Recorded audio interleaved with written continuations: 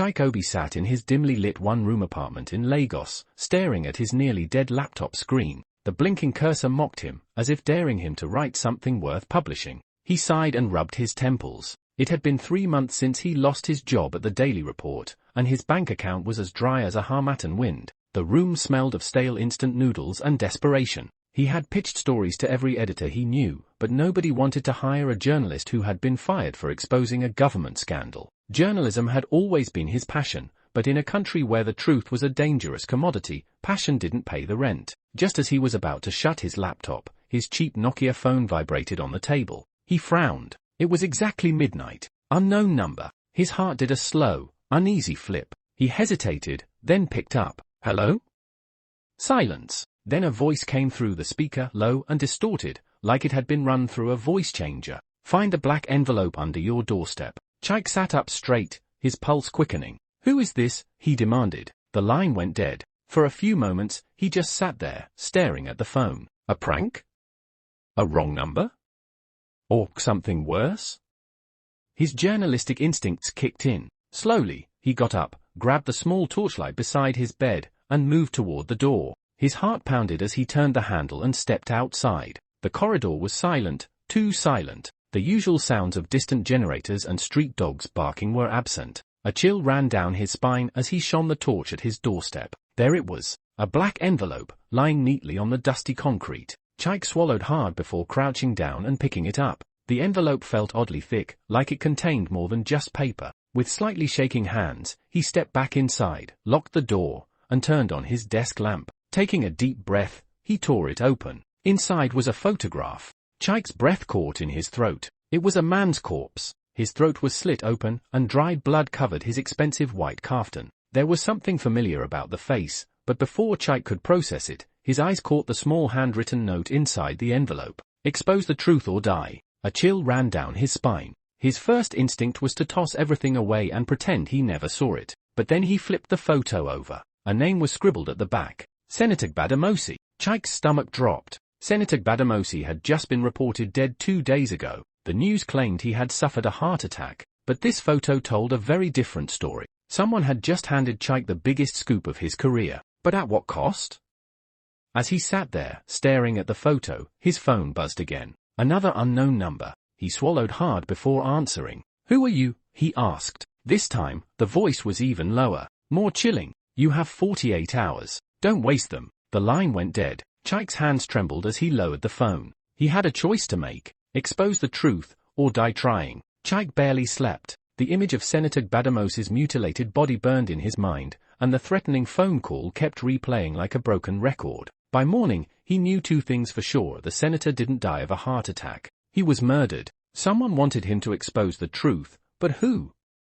He needed help, and he knew exactly who to call. 8:30 a.m. for Mina's apartment. Amina Bello was a cybersecurity expert and one of the best hackers in Lagos. She was also the only person Chike trusted. Her apartment was a cluttered mess of computer screens, wires, and half-empty coffee cups. When Chike arrived, she was sitting cross-legged on the floor, typing furiously on her laptop. You look like hell, she said without looking up. Good morning to you too, Chike muttered, dropping into a chair.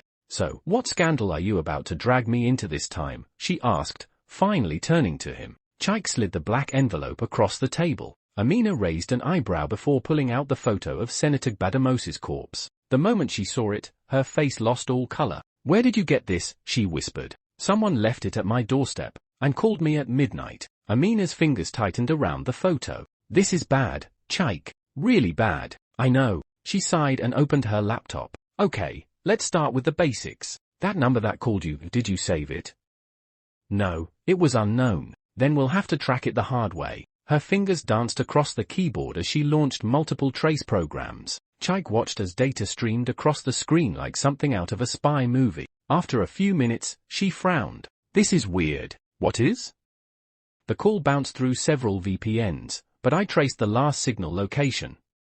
She turned the screen to face him. Chike's blood ran cold. The location was near the Lagos Lagoon. That's not normal, is it? He asked. Amina shook her head. Not even close. That area is where people go to disappear. Drug smugglers, assassins, the whole underworld. Chike exhaled slowly. Whoever was behind this wasn't just some anonymous whistleblower. This was big. I need more information on Senator Bademosi, he said. Amina nodded and pulled up classified files. According to reports, he was a major player in government contracts. But here's the kicker, 2 weeks before his heart attack, he was negotiating a highly classified oil deal with foreign investors. Chaik leaned forward, and? Amina scrolled through documents, and the deal never went through. He backed out at the last minute. The government covered it up, but my sources say some very powerful people were not happy. Chaik rubbed his chin. So what if they had him killed?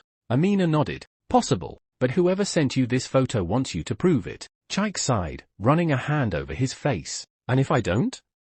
Amina didn't answer, but the silence said enough. Then, Chaik's phone buzzed again. Unknown number. Midnight caller. His throat went dry. He hesitated before answering. You're running out of time, the distorted voice said. Chaik gripped the phone. Who are you?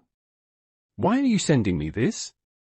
A pause, then the voice spoke again. They're watching you. A cold shiver crawled up Chaik's spine. He turned to Amina, but before he could say anything, a loud bang came from outside. They both froze. Footsteps. Heavy. Getting closer. Amina's eyes widened. Chaik, someone's here. Chaik's mind raced. Whoever they were, they had found him. And he was out of time. The footsteps outside grew louder. Slow. Deliberate. Whoever it was, they weren't in a hurry. They wanted him to hear them coming. Amina grabbed Chaik's arm, her eyes wide with fear. Chaik, we need to leave. Now. Chaik's mind was spinning, but his instincts kicked in. He grabbed the photo of Senator Bademosi, stuffed it in his pocket, and yanked Amina towards the back door. Just as they reached it, bang.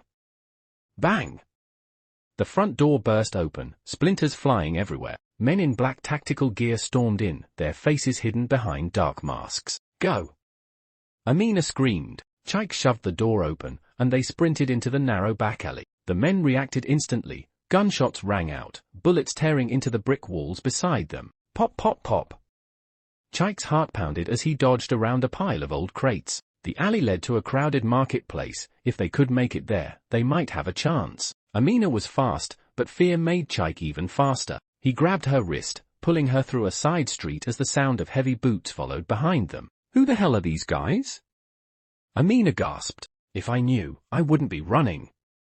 Chaik shot back. They burst into the marketplace, a maze of wooden stalls and shouting vendors. People turned, startled by the sudden chaos. Stop them, one of the masked men barked. A few confused bystanders actually moved aside, letting Chaik and Amina pass. But others, seeing the guns, screamed and ran in every direction. More gunshots. Chaik ducked behind a stall, fruit exploding as bullets ripped through baskets of oranges. Amina yanked him forward. We need to disappear. Chaik scanned the area. Then he spotted it, a moving Danfo bus, slowing down at an intersection. There, he pointed. Amina didn't hesitate. They sprinted toward the bus, dodging between startled pedestrians. The driver barely had time to react before they jumped onto the moving vehicle. The bus door slammed shut behind them. Chaik collapsed onto a seat, gasping for breath. Amina leaned against the window, sweat dripping down her forehead. Outside, the masked men halted at the edge of the street, watching as the bus sped away. They had escaped. For now, 10:15 a.m. a safe house. They didn't speak much during the ride. Chaik's mind was racing. Someone had tried to kill them, that much was clear. But why? The only thing they had was the photo, and the fact that someone had leaked it to him meant that not everyone involved wanted it buried. I know someone who can help, Amina finally said. Chaik turned to her. Who? An ex-police officer. He used to work homicide before he got kicked off the force. If anyone knows about a cover-up, it's him. Chaik nodded. At this point, he was desperate for answers. Amina made a few calls, and within an hour, they arrived at a small mechanic shop on the outskirts of Lagos. Inside, they found Inspector Wale Bakare, a grizzled, middle-aged man with tired eyes and a cigarette between his lips. You two look like trouble, he muttered as he led them into his tiny office. Chaik wasted no time. He pulled out the photo of Senator Bademosi's corpse and placed it on the table. Bakare's face darkened. Where did you get this? That's what I'm trying to figure out, Chaik said. The news reported he died of a heart attack. But this? He gestured to the slit throat in the image. This says otherwise. Bakare took a deep drag of his cigarette, exhaled, and leaned forward. Listen carefully, journalist. You're messing with something bigger than you can handle. Chaik's stomach tightened. Tell me what you know. Bakare sighed and pulled out an old case file from his desk. He flipped it open, revealing crime scene photos of other men, each one killed in the same way. throat slit, blood everywhere. These weren't random murders, Bakir said. They were executions. Amina gasped. So this has happened before? Bakir nodded. For years. But every time, the official reports say something different: suicide, accident, natural causes. They clean up the truth before anyone can talk. Chaik's mind raced. So Bademosi was another cover-up?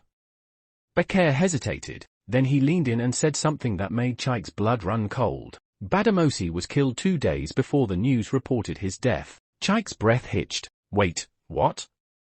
Bakir nodded. Whoever's behind this controls the media. They can rewrite events however they want. By the time the public hears about a death, the real crime scene has already been erased. Chaik felt a wave of nausea. He had spent years trusting the news, believing in facts, but now, he was staring at proof that everything could be a lie. Amina's phone buzzed. She checked it, and her face went pale. Chaik, your laptop. He frowned. What about it? She turned the screen toward him. Chaik froze. His entire laptop had been hacked. His emails, his documents, everything was wiped clean. But one new file had been added. A single message. Midnight. The truth awaits. It wasn't a warning. It was an invitation. 11:45 p.m. The Lagos Lagoon. Chaik pulled up in an old, unmarked car he borrowed from Bakir. Amina sat beside him, gripping her laptop tightly. In the back seat, Bakir loaded his rusty old pistol, just in case. The location traced from the midnight caller's last signal was an abandoned warehouse by the Lagos Lagoon. A perfect place for secrets to die. Chaik's heart pounded as he stepped out. The waves crashed softly against the shore, the air carrying the stench of salt, rust, and something rotten. A single lantern flickered near the entrance. They were expected. Last chance to turn back, Bakir muttered. Chaik shook his head. Not after everything we've seen. They stepped inside. The warehouse was empty, except for a single wooden table in the center. On it was a laptop, a manila folder, and a recording device. Amina moved first, scanning the laptop. It's live streaming something. The screen flickered. A video began to play. The missing hours. Chaik's stomach twisted as the footage loaded. It was security camera footage, dated 2 days before the world was told Senator Bademosi had died. The video showed Bademosi alive, sitting in a dimly lit room, looking terrified. A deep voice spoke off camera. You betrayed the order, Senator. Please?